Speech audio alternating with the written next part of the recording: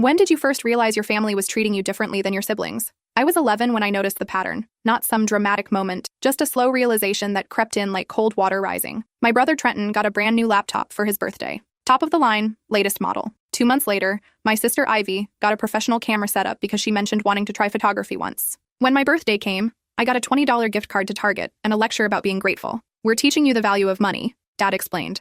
I thought maybe they were right. Maybe I needed to be more responsible. Then came the college fund conversation. I was 16 sitting at the kitchen table doing homework when I overheard Mom on the phone. Yes, we've set aside $80,000 for Trenton's education. Ivy's fund is at $65,000 now. My stomach dropped. I'd been working part-time since 14, saving every dollar for school. I had maybe $3,000. That night, I asked Mom about my college fund. She looked confused. Honey, we're not made of money. You're smart. You'll figure it out. Get scholarships. Trenton's GPA was 2.8. Mine was 3.9. The inequity became impossible to ignore. New car for Trenton at 17. Ivy's spring break trip to Europe. Meanwhile, I bought my own school supplies and paid for my senior photos. You're so independent, they'd say, like it was a compliment. By 18, I'd learned to stop asking for things. Stop expecting anything. I worked 2 jobs while finishing high school with honors. Got into state university with a partial scholarship. Still needed $15,000 for the first year. I sat my parents down the week before graduation. I need help with tuition, I said. Just this first year. I'll take loans for the rest. Dad barely looked up from his phone. We've given you plenty. Time to stand on your own feet. You gave Trenton $80,000. That was different, Mom said quickly. He needed more support. Something in me finally broke. I pulled out my laptop and showed them the spreadsheet I'd been keeping for 2 years. Every dollar they'd spent on my siblings. Every birthday, every holiday, every random Tuesday. Then my column, practically empty. The total difference was $127,000. Mom's face went pale. You've been tracking this? Someone had to notice, I said. Dad stood up, angry now. This is manipulative. We don't owe you an explanation for how we spend our money. I closed my laptop calmly. You're right. You don't owe me anything, and I don't owe you anything either. I didn't go to my graduation. Instead, I emptied my childhood bedroom, packed everything into my car, and drove 6 hours to Aunt Reese's house. She'd always been the family outsider, the one who'd stopped coming to holidays years ago. When I showed her my spreadsheet, she didn't look surprised. They did the same thing to me, she said quietly. I was the responsible one, the one who didn't need help. Meanwhile, your dad and his golden child brother got everything. Why didn't you tell me? Would you have believed me? She let me stay rent-free while I worked and attended community college. 2 years later, I transferred to state with enough saved to cover tuition. I cut contact with my parents completely. Last week, I got a call from an unknown number. Against my better judgment, I answered. It was Mom. Your father had a stroke. We need you to come home. There are things we need to discuss about his will. My hands went numb. His will? There's something you need to know about why we treated you differently. Something we should have told you years ago. I hung up without responding. Aunt Reese found me on her porch an hour later, still holding my phone. They called, I said. She sat down beside me. What did they want? Dad had a stroke. Mom says there's something about his will. Something they should have told me years ago. Aunt Reese's expression shifted. Something like recognition. Maybe fear. What? I asked. She was quiet for a long time. You need to hear it from them. But whatever they tell you, remember that biology doesn't define family. Actions do. My stomach twisted. What are you saying? Go, she said. Listen to what they have to say. Then come back and we'll talk. I drove through the night, arriving at my childhood home just as the sun was rising. The house looked smaller than I remembered. More ordinary. Like all the power it had held over me had been an illusion. Mom answered on the first knock as if she'd been waiting by the door. She looked older, thinner. Her hair had gone completely gray. You came, she said. Where is he? Upstairs, in the bedroom. He can't walk yet. The house smelled the same. Coffee and vanilla candles. Photos of Trenton and Ivy lined the hallway. My face appeared in exactly 3 pictures, all from before age 12. Dad was propped up in bed, his left side visibly weaker. When he saw me, something crumbled in his expression. You look good, he said, his words slightly slurred. I didn't sit down. Mom said you need to tell me something about why you treated me differently. Mom stood in the doorway, wringing her hands. Maybe we should all sit down. I'll stand. Dad shifted in the bed. Your mother and I weren't going to tell you. We thought it would be easier for everyone if you never knew. Knew what? Mom's voice was barely a whisper. You're not your father's biological daughter. The room tilted. When I was 23, I had an affair. Mom continued. Your father and I were separated. It was brief. When I found out I was pregnant, we'd already reconciled. He agreed to raise you as his own. I couldn't breathe. So the whole time you were punishing me for something that wasn't my fault? We weren't punishing you, Dad said quickly. I tried to love you the same. I really did. But every time I looked at you, I saw him. I saw my failure as a husband. So you what? Decided I didn't deserve a college fund? Didn't deserve birthday presents? Didn't deserve to be treated like a daughter? We thought we were being fair, Mom said. We thought if we pushed you to be independent, you'd be stronger. You weren't pushing me to be independent. You were pushing me away. Dad's good hand clutched the blanket. The stroke made me realize I might not have much time. I need to make things right. The will splits everything 3 ways, equal shares. I laughed, bitter and sharp. Now you want to be fair? After 25 years of making me feel like I was less than? Like I didn't belong? We know we made mistakes, Mom said. Mistakes? My voice rose. You stole my childhood. You made me question my worth every single day. And now you want me to forgive you because Dad had a stroke and suddenly feels guilty? Please. Dad said. We're trying. You're 25 years too late. I turned to leave, but Mom grabbed my arm. Wait, there's more. Your biological father. He's been trying to contact you. I froze. What? He found out about you 3 years ago. He's been writing letters. We kept them from you. You kept them from me? Mom disappeared into the hallway and returned with a shoebox. Inside were dozens of letters, all addressed to me, all unopened. We thought we were protecting you, she said. I grabbed the box and walked out. I made it to my car before the tears came. Not sad tears, furious ones. They'd stolen even more than I'd realized. Not just money and opportunities, but the possibility of knowing where I really came from. I drove to a park and sat in my car, staring at the shoebox. It took me 20 minutes to work up the courage to open the first letter. The handwriting was neat, careful. Dear daughter, I know you don't know me. I didn't know you existed until recently. Your mother and I had a brief relationship many years ago. When I found out about you, I tried to reach out. I don't want to disrupt your life. I just want you to know that if you ever want to meet me, I'm here. My name is Preston. I'm a high school art teacher in Oregon. I never married, never had other children. When I found out about you, I realized why. I'd been waiting for you without knowing it. I don't know what your parents have told you. I don't know if they'll even give you these letters, but I'll keep writing, just in case. If you never respond, I understand. But if you do, I'll be here. Preston. I opened another letter, then another. He'd written every month for 3 years, told me about his life, his students, his garden. He sent photos. In one, he was standing in front of a classroom, smiling at the camera. I had his nose, his eyes, his hands. In his most recent letter, dated 2 weeks ago, he'd written, I'm not sure you'll ever read these, but I keep writing because the alternative is giving up on you, and I can't do that. Not when I've already lost so many years. I have a savings account I started when I found out about you. It has $47,000 in it. College fund, emergency fund, whatever you need. It's yours. No strings, no conditions. I don't expect you to call me Dad.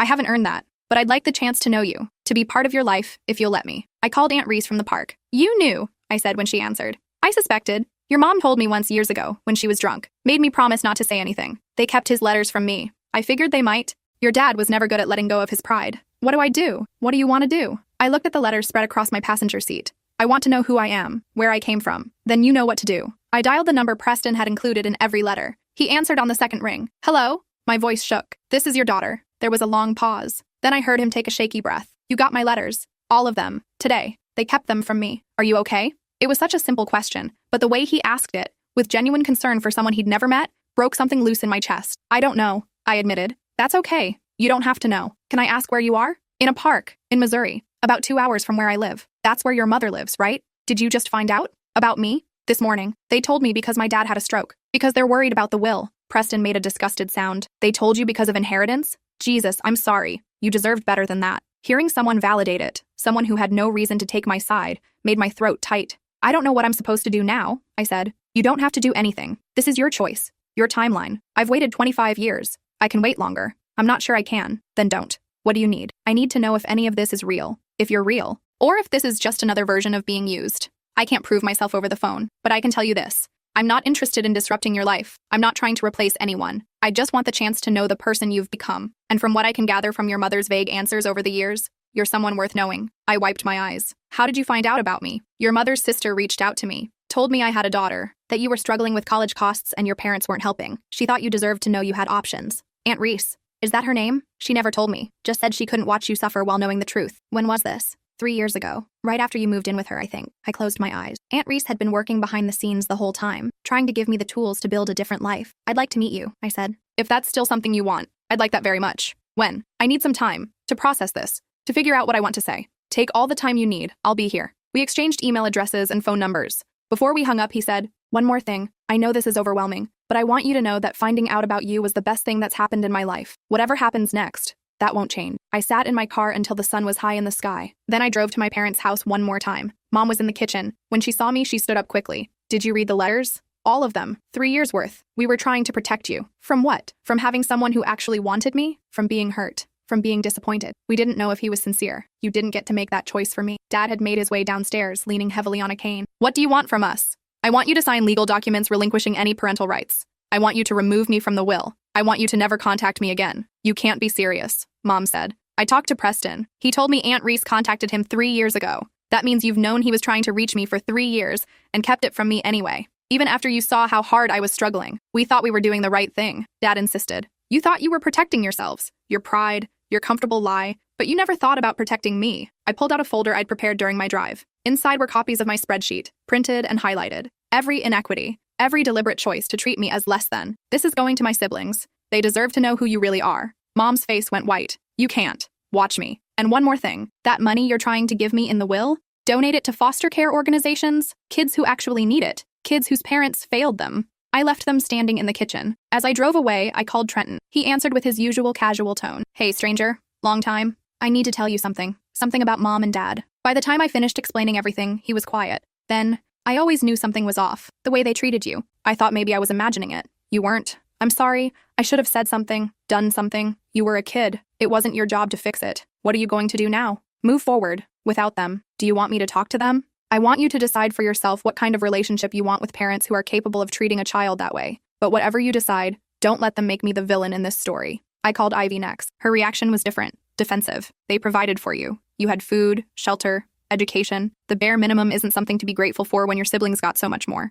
Maybe you're just being sensitive. Read the spreadsheet I'm sending you. Look at the numbers. Then tell me I'm being sensitive. She hung up on me. I didn't expect her to understand. Ivy had spent her whole life as the baby, the princess. Questioning our parents would mean questioning her own worth. When I got back to Aunt Reese's house, she was waiting on the porch with tea. How'd it go? About as well as expected. I found out you contacted Preston 3 years ago. She didn't look surprised that I knew. I couldn't stand watching you break yourself trying to earn love from people who'd already decided you didn't deserve it. You needed to know you had other options. Why didn't you tell me? Because you needed to come to it yourself. If I'd told you, you would have questioned my motives. Wondered if I was trying to turn you against your parents. This way, you got to see the truth on your own timeline. I sat down next to her. I don't know how to feel about any of this. You don't have to know yet. Feelings aren't linear. You can be angry and relieved and sad and hopeful all at once. What do I do about Preston? What do you want to do? I want to meet him, but I'm terrified. Of what? Of getting my hopes up. Of finding out he's just another person who'll let me down. Aunt Reese took my hand. That's a risk you take with anyone. But from what I learned about him before I contacted him, he's a good man. Steady. Kind. The kind of person who shows up. How do you know? I did my research. Talked to his colleagues, his neighbors. Everyone had the same thing to say. He's reliable. Shows up for his students. Volunteers at community centers. The kind of man who wanted kids but never met the right person. And if it doesn't work out, then you'll be exactly where you are now. No worse off. But at least you'll know you tried. I emailed Preston that night. Asked if we could meet the following weekend. He responded within an hour. I'll fly out Friday. Let me know where and when. I'm bringing photos. And a lot of questions. But only if you're comfortable answering them. The week passed in a blur. I worked my shifts at the hospital, went to my classes, tried to act normal, but my mind was spinning, creating scenarios. Imagining what it would be like to meet the man who was technically my father but felt like a stranger. Friday arrived faster than I expected. Preston's flight landed at 2 p.m. We'd agreed to meet at a coffee shop near Aunt Reese's house. Neutral territory. I got there 30 minutes early and ordered a coffee I didn't drink. Watched the door, checked my phone obsessively. At 2:45, he walked in. I recognized him immediately from his photos. Tall, thin, graying hair. He wore jeans and a button-down shirt, carried a worn leather bag. His eyes scanned the room and landed on me. He didn't move for a moment. Just stood there, taking me in. Then he walked over slowly, like he was afraid I might bolt. Hi, he said. Hi. We stood there awkwardly. Then he opened his arms. Is it okay if I hug you? I nodded. The hug was brief, but solid. He smelled like coffee and old books. We sat down across from each other. He pulled out a photo album from his bag. I thought you might want to see these. Pictures of my family, your grandparents. They passed away a few years ago, but they would have loved you. I looked through the album. His parents looked kind. Photos of birthdays, holidays, normal family moments. Then photos of Preston through the years. Teaching, painting, traveling. This is who I am, he said. I'm not exciting. I'm not rich. I'm just a guy who teaches art and loves his students and wishes he'd known about you sooner. Why didn't you try to find me before Aunt Reese contacted you? I didn't know you existed. Your mother and I were together for about 3 months. When we broke up, she told me she was getting back together with her husband. I assumed that was the end of it. I never knew she was pregnant. Did you love her? He considered this. I cared about her. But we both knew it wasn't going to last. She was trying to figure out her marriage. I was trying to figure out my life. We were wrong for each other, but the timing felt right at the moment. Do you regret it? How could I? It gave me you. I felt my throat tighten. You don't even know me. I know you're resilient. I know you put yourself through college. I know you worked multiple jobs while maintaining a 3.9 GPA. I know you stood up to your parents when they tried to treat you as less than. That tells me everything I need to know about your character. How do you know all that? Your aunt told me some. The rest I pieced together from your mother's reluctant answers. She was angry that I was asking questions. Told me I had no right to information about your life. But I kept asking anyway. What do you want from me? Nothing. I don't need you to call me Dad. I don't need you to love me. I just want the chance to know you. To be part of your life in whatever capacity you're comfortable with. What if I'm not good at this? What if I don't know how to have a father? Then we'll figure it out together. There's no rule book, no timeline. We'll make it up as we go. We talked for 3 hours. He told me about his students, his art, his life in Oregon. I told him about nursing school, my plans, my dreams. It felt surprisingly easy. Like talking to someone who'd always been there, just waiting for me to find them. Before he left, he handed me an envelope. This is information for the bank account I mentioned. It's in your name, has been for 3 years. Do whatever you want with it. College, emergency fund, down payment on a house. It's yours. I can't accept this. It's not charity. It's child support I should have been paying all along. If I'd known about you, I would have been there from day one. Let me make up for lost time. I don't need you to make up for anything. Maybe not, but I need to. Please. I took the envelope. Over the next 6 months, Preston and I talked every week. Video calls mostly. He told me stories about his students. I told him about my patients. Slowly, carefully, we built something that felt like family. He flew out twice more. Once for my graduation from community college. He sat in the audience next to Aunt Reese, beaming like he'd been there for every milestone. The second time was for my birthday. He brought a painting he'd made. It was a landscape of Oregon at sunset. In case you ever want to visit, he said. I framed it and hung it in my apartment. Meanwhile, things with my siblings evolved differently. Trenton reached out regularly, apologizing, trying to understand. He'd started his own therapy to process how our family dynamics had affected him. I never questioned why they treated you differently, he admitted during one of our calls. I just accepted the benefits. I'm sorry for that. You were a kid. You didn't create the situation, but I benefited from it. That makes me complicit. What matters is what you do now. He started paying me back. Not the full $127,000,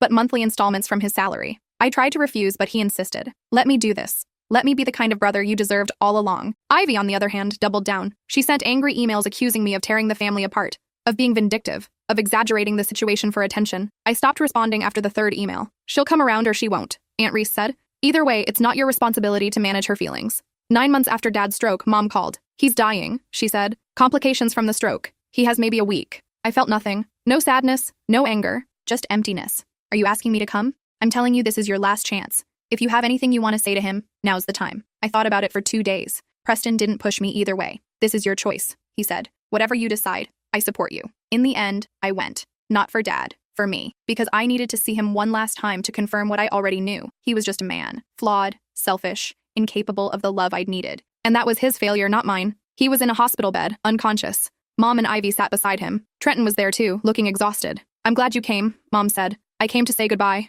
Not to forgive. Can't you give him peace before he goes? He didn't give me peace for 25 years. Why do I owe him peace now? Ivy stood up, angry. You're so selfish. Everything has to be about you. No, I said calmly. For once, this is about me, my healing, my choice. You don't get to guilt me into performing forgiveness I don't feel. I sat beside Dad's bed, looked at his unconscious face. I don't forgive you, I said quietly. I don't hate you either. You're just someone who couldn't be what I needed. I'm sorry for you, because you missed out on knowing someone pretty amazing, but I'm not sorry for me anymore. I found my own family, people who showed up, who chose me. So you can go knowing that I'll be fine, better than fine. I'll be exactly who I was always meant to be, no thanks to you. He died 2 days later. The funeral was small. I sat in the back with Aunt Reese and Trenton. Preston had offered to come, but I told him I didn't need him there. This was old business. He was my future. During the reception, Mom approached me. I hope you're happy now. You got what you wanted. You turned your siblings against us. Made your father die feeling like a failure. I didn't make him anything. He was a failure as a father. That was his choice. We did our best. No, you did the minimum. And even that was grudging. So what now? You just cut us out forever?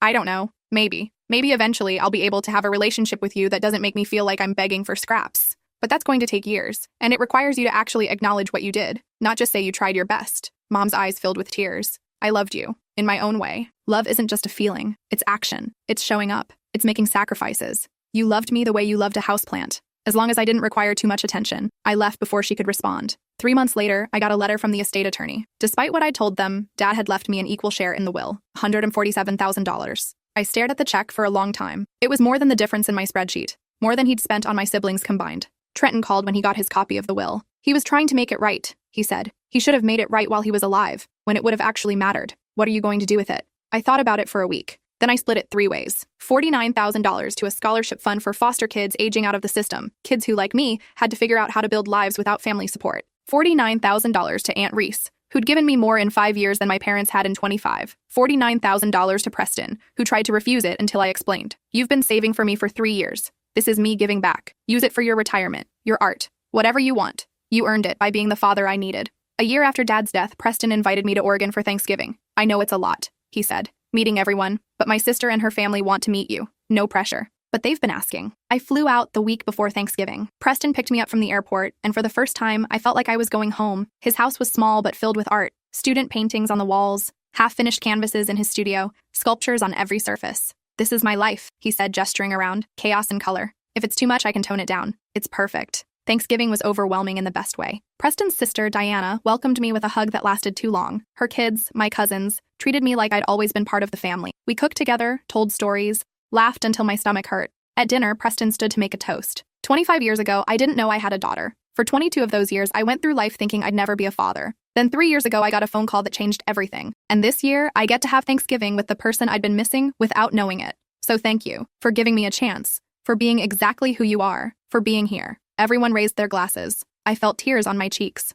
After dinner, Preston and I walked through his neighborhood. The air was cold and sharp, smelling like wood smoke. I want to show you something, he said. We stopped in front of a small house 3 blocks from his. A for sale sign stood in the front yard. I know you're finishing nursing school in Missouri, he said. But when you graduate, if you want to, there are hospitals here. Good ones. And this house just went on the market. It's small, but it has a studio space. Room for you to find whatever makes you happy. Are you asking me to move here? I'm giving you an option, no pressure. But I'd like you to be close. I'd like to be part of your daily life, not just weekly phone calls. I looked at the house. Imagined what it would be like to start over here. Away from Missouri, from my childhood, from all the weight of being the unwanted daughter. Can I think about it? Take all the time you need. I spent the rest of my visit exploring Oregon. Preston showed me the school where he taught, introduced me to his colleagues and friends. Everyone welcomed me warmly, like I'd been part of Preston's life all along. On my last night, we sat in his studio while he painted. Can I ask you something? I said. Anything. Do you ever resent me for existing, for complicating your life? He set down his brush and turned to face me fully. You didn't complicate my life. You completed it.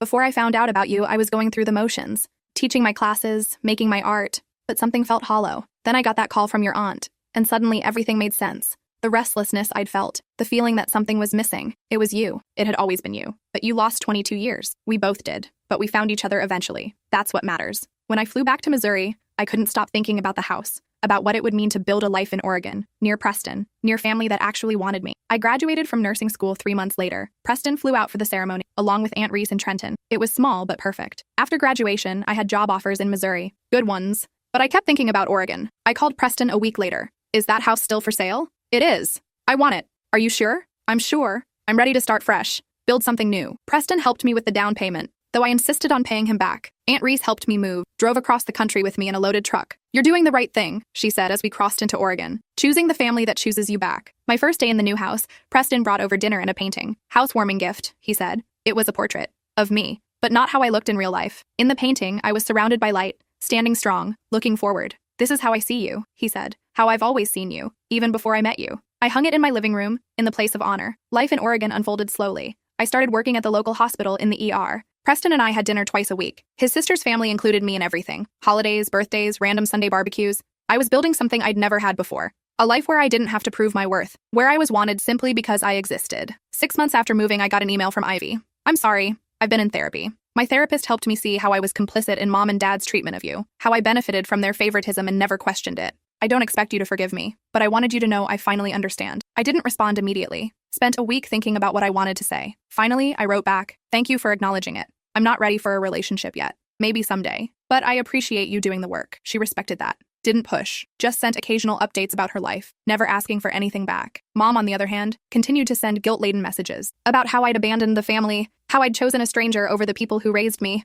Preston saw one of her messages when my phone buzzed during dinner. You okay? He asked. Yeah. Just mom being mom. You don't have to read those. You don't owe her access to you. I know, sometimes I just feel guilty. For what? For choosing people who treat you well? For being relieved that I don't have to deal with her anymore. Relief isn't something to feel guilty about. It's your nervous system finally relaxing because you're safe. I blocked mom's number after that. Gave myself permission to move forward without the weight of her expectations. A year after moving to Oregon, Preston and I were having dinner when he pulled out an envelope. I wasn't sure if I should show you this, he said, but I think you deserve to see it. Inside was a letter from my mother to Preston, dated 6 months after I'd moved. Preston, I know you have no reason to listen to me, but I'm writing because I need you to understand what you took from me. I raised that girl for 25 years. I fed her, clothed her, kept a roof over her head, and you swoop in at the end and take all the credit? Take all her love? It's not fair. You didn't change her diapers at 3 a.m., didn't sit through parent-teacher conferences, didn't deal with teenage hormones. I did all the hard work and you get all the reward. She treats me like I'm nothing, like I don't matter, and it's your fault. You poisoned her against me. I hope you're happy. You got what you wanted. You stole my daughter.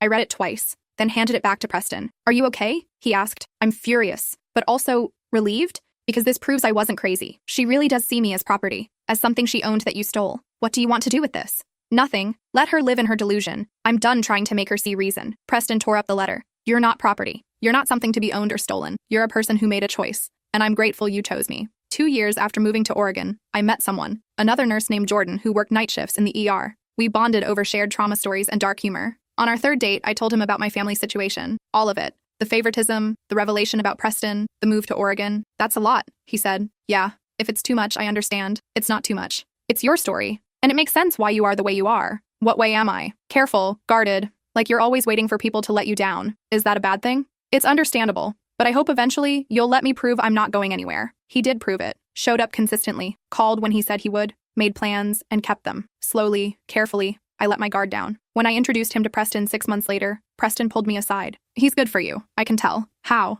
You smile differently, like you're not waiting for the other shoe to drop. I'm still waiting, just quieter now. That's progress. Preston and Jordan became friends. They'd talk about art and philosophy while I cooked. It felt surreal, having a partner who got along with my father, having a father who cared about my happiness. 3 years after moving to Oregon, Preston was diagnosed with cancer, prostate. Treatable, the doctors said, but serious. I took family leave from work to help with his treatment, drove him to appointments, sat with him during chemo, held his hand when he was too weak to eat. You don't have to do this, he said during one particularly rough night. Yes, I do. Why? Because this is what family does. Real family. The kind that shows up. I'm sorry you have to see me like this. I'm not. You've been there for every moment of my life since we met. Let me be here for this. His sister Diana flew in to help. We took shifts sitting with Preston, making sure he was never alone. One night, when he was feeling better, we sat in his studio. I need to tell you something, he said. Okay. If something happens to me, everything is yours. The house, the savings, all of it. I've already updated my will. Nothing's going to happen to you. We don't know that. And I need you to know that you're taken care of, that I thought about your future. You've already given me so much.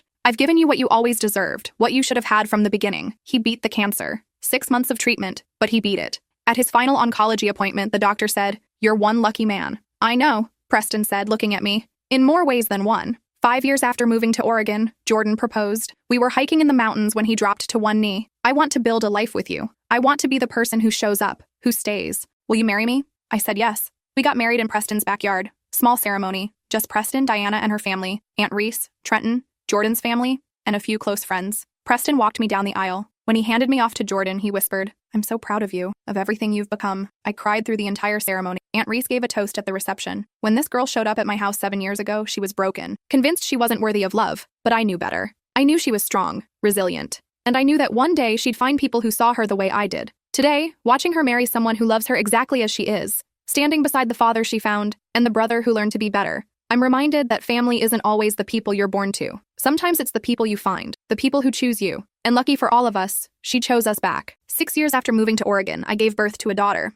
We named her Reese after my aunt. Preston held her in the hospital, tears streaming down his face. I never thought I'd be a grandfather, he said. Thank you for giving me this. Thank you for showing me what a real parent looks like, so I could become one myself. Watching Preston with my daughter, I felt something shift. All the years of wondering what was wrong with me, why I wasn't enough for my parents, suddenly made sense. It wasn't about me. It had never been about me. Some people just aren't capable of love, of putting someone else first, of doing the hard work that parenthood requires. And some people are. Preston was. He showed up for every milestone. First words, first steps, first day of school. He taught Reese to paint, to ask questions, to believe in herself. When she was 4, she asked me why she had 2 grandpas in pictures but only met one. I knelt down to her level. Some people aren't ready to be good grandparents, but the one you have loves you more than anything in the world. Grandpa Preston? Yes, he's the best. He really is. 8 years after moving to Oregon, I got a call from Trenton. Mom's sick. Dementia. It's progressing fast. I'm sorry. She's asking for you. I don't know if I can. I'm not saying you should. I'm just telling you in case you want to say goodbye. I thought about it for a week. Talked to Jordan, to Preston, to my therapist. In the end, I went. Not for her, for closure. She was in a memory care facility. Small room, hospital bed, photos of Ivy and Trenton on the walls. No photos of me. She didn't recognize me at first. Then her eyes focused. You came, she said. I did. I'm sorry, I know I wasn't a good mother to you. It was the first time she'd ever said it plainly. Why? I asked. Why couldn't you love me? I tried. But every time I looked at you, I saw my mistake, my infidelity, my failure. And I punished you for it because I couldn't punish myself. I was a child. I know. I'm sorry. I sat with her for an hour. She drifted in and out of lucidity, talked about the past, mixed up timelines, called me by other names. When I left, I felt lighter. Not because she'd apologized, but because I realized I didn't need her apology anymore. I'd already built a life beyond her reach. 10 years after moving to Oregon, Preston retired from teaching. We threw him a party. His students from across 3 decades came. They told stories about how he'd changed their lives, believed in them when no one else did. At the end of the night, Preston pulled me aside. I've been thinking about what to do with my time, now that I'm not teaching. Lots of painting? Some. But also I want to volunteer, work with foster kids, teach art to kids who need someone to believe in them. That's perfect.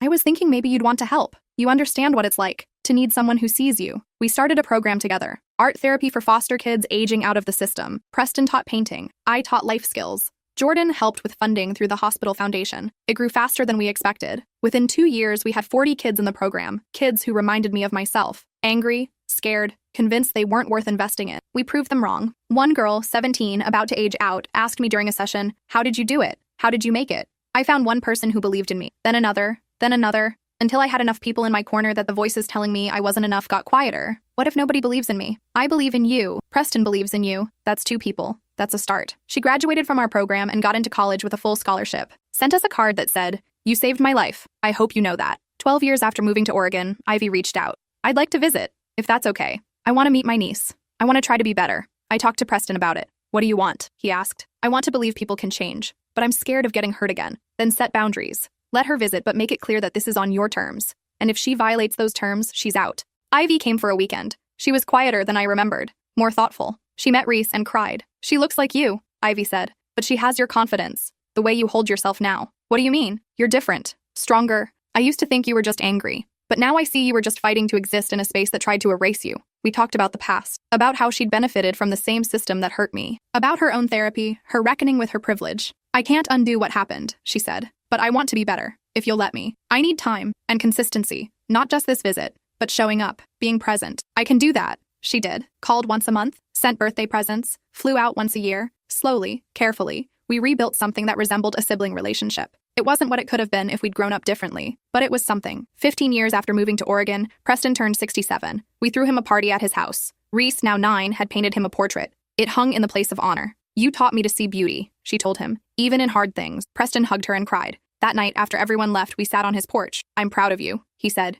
"You've said that. I know, but I want to make sure you hear it, really hear it. You took a life that was designed to break you and turned it into something beautiful. You're an incredible mother, an incredible wife, an incredible nurse, and you're my daughter. That's my greatest accomplishment. Not my art, not my teaching. You saved me." "No, you saved yourself. I just gave you the space to do it. What would have happened if Aunt Reese hadn't contacted you? I don't know, but I'm grateful I don't have to find out." We sat in comfortable silence, watching the sunset paint the sky in shades of orange and pink. "Preston? Yeah? Thank you for choosing me, for showing up, for being everything I needed. Thank you for letting me, for giving me a chance when you had every reason not to." 20 years after first learning about Preston, I'm 45. Reese is 14, applying to high schools. Trenton's kids call me aunt. Ivy and I text regularly, though we'll never be as close as sisters who grew up together. Preston is 72, still painting, still volunteering, still showing up. My mother died 3 years ago. I went to the funeral but didn't cry. Felt only a distant sadness for the relationship we could have had if she'd been capable. Aunt Reese is 71, living in a small house Preston and I bought for her down the street. She spends her days gardening and spoiling her great niece. Jordan and I just celebrated our 15th anniversary. He still makes me laugh, still shows up.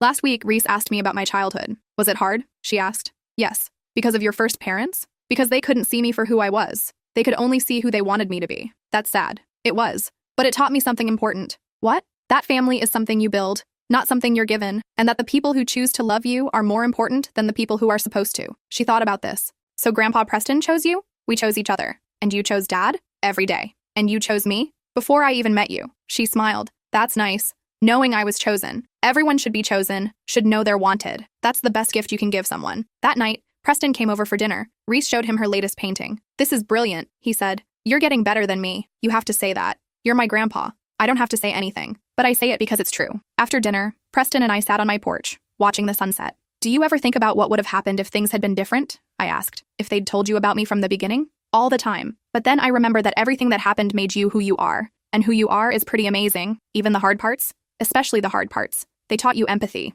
resilience, how to recognize real love when you find it. I just wish it hadn't hurt so much." "I know, me too. But we found each other eventually. That's what matters." We sat in silence, the way we often did. Comfortable, easy. The silence of 2 people who'd earned each other. "Preston?" "Yeah?" "I need you to know something. You're not just my biological father. You're my real father. The one who counted. The one who showed me what love looks like." He took my hand. "And you're not just my daughter. You're proof that it's never too late. That you can find your people even when you think it's impossible." The sun dipped below the horizon, painting the sky in impossible colors. I thought about the girl I was at 18, broken, convinced she was unlovable, certain she'd spent her life trying to earn something that would never come. And I thought about who I'd become: a wife, a mother, a daughter to the father I'd found, a nurse who saved lives, a volunteer who gave kids the belief they deserved. The distance between those 2 versions of myself felt infinite, but also somehow it felt inevitable, like every hard thing had been leading me here, to this porch, with this man, in this life I'd built from scratch. "You okay?" Preston asked. "Yeah," I said. "I'm exactly where I'm supposed to be. And for the first time in my life, I meant it."